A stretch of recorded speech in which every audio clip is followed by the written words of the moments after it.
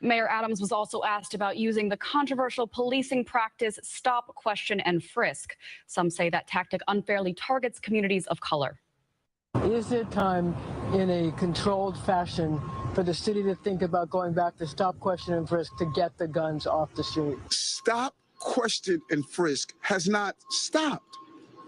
We're just not breaking the law. I've made it clear on many occasions, as much as I try to articulate this, that we want officers to use every tool that's available within the law to go after those who are carrying guns. Critics have argued there are other options that the NYPD has to stop crime, but are not fully utilized. They say employing people who know the streets, known as violence interrupters, and other community programs for positive activities are underfunded.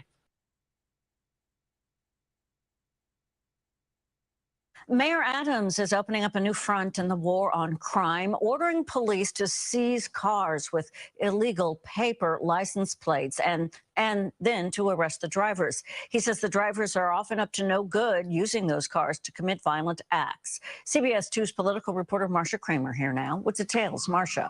Well, Dana, I'm sure you've heard of ghost guns, but now Mayor Adams says there are thousands of ghost cars on the streets of the city traveling with fake plates.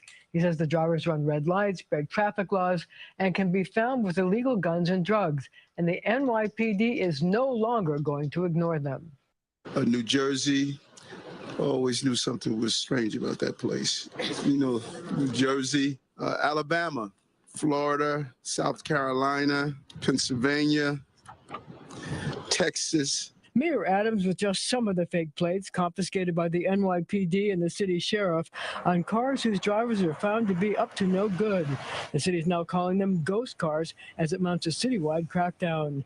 Take the driver of this 2014 Maserati with a fake New Jersey plate. Found to be in possession of a .40 caliber gun, possession of crack, suspended license. Or the driver of this white Jeep, also with a fake New Jersey plate. Driving on shoulder, fled the police in car, then on foot, apprehended, carrying a gun. But it's not just guns and drugs. The mayor, city sheriff Anthony Miranda, and NYPD brass say people with fake plates often break traffic laws, go through red lights, speed through school zones, and commit hit-and-run accidents like the driver who fled the scene after hitting multiple people recently in Bedford-Stuyvesant, killing 67-year-old grandmother Lynn Christopher, critically injuring her 7-year-old grandson. The video was chilling. Watching the individual flee the scene with no regard for the pedestrians that he struck. Ghost cars often park illegally, causing the quality of life concerns that hinder the flow of traffic, block driveways, fire hydrants, and even handicap ramps.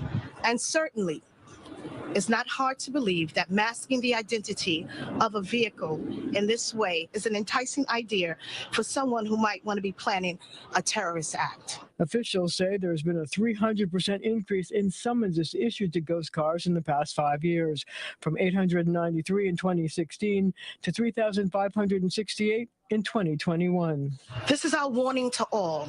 This ends today. Now, these paper plates are legitimately used by dealers to transport cars or for New York residents to the state. They can also be copied and printed at home. Officials are urging people who see a car with paper plates in their neighborhood to call 311 or 911 to report it. Dana? Marcia, thank you.